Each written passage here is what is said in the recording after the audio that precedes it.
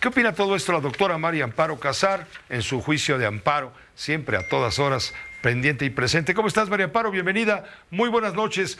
¿Cómo ves el tema de la Corte, los señalamientos presidenciales sobre el exceso de apoyos con abogados en abundancia, con gastos superfluos, todo para llevar a inducir que el presupuesto de la Corte, del Poder Judicial, se reduzca quizá entre 10, 15 mil, hasta 25 mil millones de pesos, porque pues hay un enfrentamiento inevitable a María Amparo? Buenas noches. Muy buenas noches. Pues sí, es un tema esto de la Corte y el presidente. Primero habría que recordarle, Pepe, a nuestro auditorio, que es el tuyo, que pues es uno de los tres poderes de la Unión, ninguno tiene supremacía sobre el otro. Hay poder legislativo, poder judicial y poder ejecutivo. Y que pues no corresponde en una democracia expresarse de la manera en que se ha expresado el titular del Ejecutivo con respecto a el órgano que es colegiado y en particular de la presidenta del Poder Judicial, ¿sí? Creo que la conclusión es que cuando al presidente no le alcanzan las facultades para perjudicar a un poder, ¿sí? Las mañaneras sí le son suficientes para dañar a los y a las integrantes del Poder Judicial, y esto se revierte en dañar la reputación de la institución misma, ¿no? Yo creo que el presidente hizo dos malos cálculos, Pepe. Primero, quiso mantener al ministro Saldívar en la presidencia de la Corte, de manera inconstitucional, pues tan inconstitucional era que no pasó, y después hubiese querido reformar el Poder Judicial para bajarle los ingresos, como lo volvió a decir hoy, y elegir a los ministros por el voto popular. Tampoco lo consiguió, pues porque perdió la mayoría constitucional.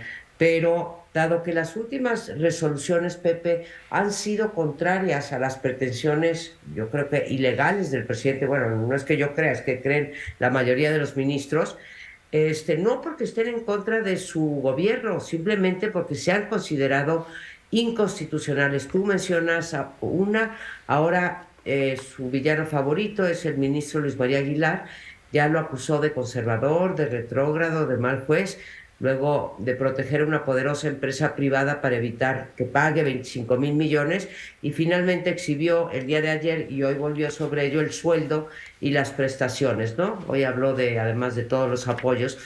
¿Y esto con qué propósito? Pues con el propósito de minar la legitimidad del otro poder. Lo preocupante, y me lo recuerdas tú ahorita, Pepe, es que no es el único caso. De la ministra presidenta dijo que desde que ella llegó se desató una ola para dejar en libertad a presuntos delincuentes. Oye, es un cargo, o sea, es una afirmación, una acusación de verdad brutal de la Consejería Jurídica, decir que es un florero, un adorno, del ministro Pérez Dayán y de Lainez, que invadieron las facultades de otro poder, que torcieron la voluntad del poder legislativo cuando invalidaron la reforma electoral. Lo que no puede, todos podemos entender que a los presidentes no les guste que los frenen, ¿no? Nosotros les llamamos contrapesos, al presidente le parecen obstáculos, pero los ataques no cesan y por fortuna, Pepe, creo yo que la resistencia ahí sigue. Seguimos teniendo un contrapeso en la Corte. Y viene lo que tú dices, con esto cierro, que es el presupuesto.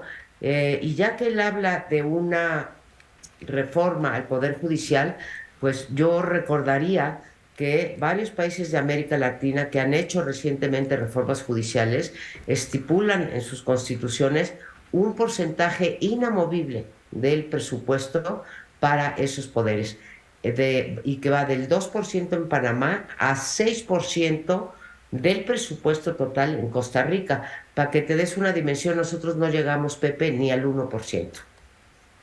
María Amparo, te agradezco mucho. Buen análisis. Sí, sin duda hay una confrontación. Vamos a ver en qué termina todo esto. Ciertamente no hay todavía la mayoría suficiente para hacer un cambio constitucional respecto a elegir a los ministros, pero sí hay poder suficiente en Morena para que en la Cámara de Diputados se le pueda reducir el presupuesto de ejercicio fiscal para el año entrante. Ahí sí lo pueden apretar y es lo que trata de defender la ministra Norma Piña. y ayer que reunió a todos los integrantes del poder judicial, estaba la judicatura, en fin, estaban los ministros de la Suprema Corte, cuando ella dio este enfático discurso para responder y defender a la Corte, hubo 3 ministros de los 11 ministros quienes no aplaudieron, y ya sabemos quiénes son los ministros que están a favor de la 4T, quienes no expresaron, por supuesto, emoción alguna por lo que dijo la ministra presidenta de la Corte. Pues así es, Pepe, y es lamentable porque sí es un órgano colegiado y lo que se está defendiendo es la institución. No, la Corte no está para defender o para atacar a un gobierno. Entonces, creo que no se vale y de repente sí me molesta que digan, están enfrentados el presidente y la Corte. No, el presidente se ha dedicado a bulear a la Corte y la Corte se ha mantenido creo que en un papel muy digno a través de sus discursos y a través de sus sentencias, Pepe, que eso es lo que importa. Gracias, María Amparo, buenas noches. A ti, Pepe, muy buenas noches. Hasta la siguiente, la doctora María Amparo Casar, con su juicio de amparo.